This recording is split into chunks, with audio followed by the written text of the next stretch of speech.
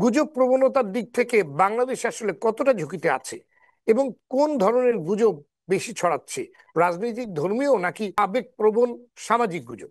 গুজব হচ্ছে বিভিন্ন সিজনে বিভিন্ন বিষয়ে এক এক ধরনের ফেক নিউজ বা গুজব যেভাবেই বলি আমরা, মিসইনফরমেশন, ডিসইনফরমেশন, এগুলো ছড়িয়ে থাকে। এখন যেহেতু একটা নির্বাচনী সিজন আছে আমাদের সামনে, সো ফলে পলিটিক্যাল ডিসইনফরমেশন, মিসইনফরমেশনই সবচেয়ে বেশি এখন দেখা যাচ্ছে।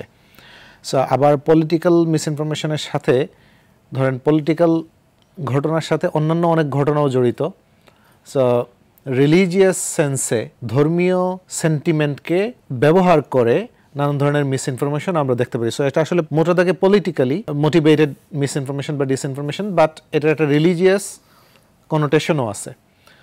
তো আগামী নির্বাচনকে সামনে রেখে এটা ইনক্রিজিং একটা ট্রেন্ড আমরা দেখতে পাচ্ছি। আমাদের কাছে যে ডাটা আছে সেগুলোও বলে, এবং আমাদের এক্সপিরিয়েন্স অ্যানেকডট আকারে আমরা যে প্রতিদিন কাজ করি মিসইনফরমেশন ডিবাঙ্ক করার ক্ষেত্রে, তাতেও আমরা দেখতে পাচ্ছি যে গত কয়েক মাস ধরে, এটা যদি 3 থেকে 4 মাস হিসেব নেই, সো নির্বাচনের একটা ডেডলাইন যখন থেকে আসছে তার আগে এবং এখন পর্যন্ত এটা কন্টিনিউয়াসলি বাড়তেছে।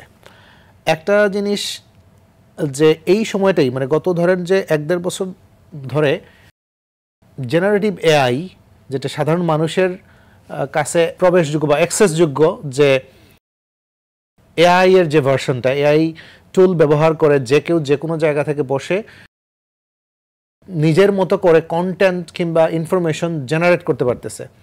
এইটা গত কয়েক মাসে, মানে প্রতিটা মাসে মাসে এটার ক্যাপাবিলিটি, ধরেন যে আমি যদি বাংলা ল্যাঙ্গুয়েজের কথা বলি, সো বাংলা ল্যাঙ্গুয়েজে 6 মাস আগে যে কন্টেন্টগুলো বানানো প্রম্পট দিয়ে যতটা কঠিন ছিল, 6 মাসে সেটা অনেক বেশি ইজিয়ার হয়েছে। সো এটা আগামী প্রতি মাসে এটার ক্যাপাসিটি বাড়তেছে। ফলে আমরা দেখতে পাচ্ছি যে খুব বড় একটা থ্রেট আমাদের জন্য ওয়েট করতেছে নির্বাচন উপলক্ষে, যেটা এআই আপনি বাদ দিলেও কন্টিনিউয়াস একটা ইনক্রিজ বা বাড়তি আছে, ক্রমবর্ধমান একটা ট্রেন্ড আছে মিসইনফরমেশন, ডিসইনফরমেশন ছড়ানোর ক্ষেত্রে। এটা সব পলিটিক্যাল স্পেকট্রামে সবাই সবার পক্ষেই ছড়ায় অ্যাকচুয়ালি। আপনি ধরেন যে যারা নির্বাচনে কম্পিট করবেন একে অন্যের বিরুদ্ধে, সবাই কম বেশি মিসইনফরমেশন, ডিসইনফরমেশন অন্য পক্ষের বিরুদ্ধে ছড়াচ্ছেন।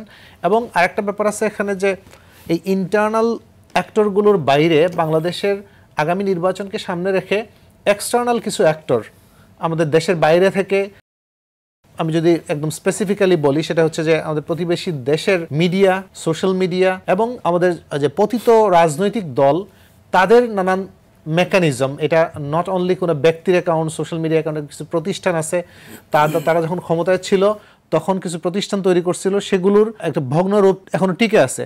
সো সেগুলো থেকেও সেই মেকানিজমগুলো রিঅ্যাক্টিভ হয়েছে নির্বাচন সামনে রেখে। এবং আমি আশঙ্কা করতেছি, যেহেতু আমরা রেগুলার এই স্পেসটা মনিটর করতেছি বছরের পর বছর ধরে, বিগত কয়েক বছরের মধ্যে সবচেয়ে বেশি ডিসইনফরমেশন, পলিটিক্যাল ডিসইনফরমেশন আমরা দেখতে পাচ্ছি এখন। এবং নির্বাচনকে সামনে রেখে আগামী 2 থেকে 2.5 মাসে আরও সেটা বাড়বে বলেই আমরা মানে এক ধরনের সিমটম দেখতে পাচ্ছি।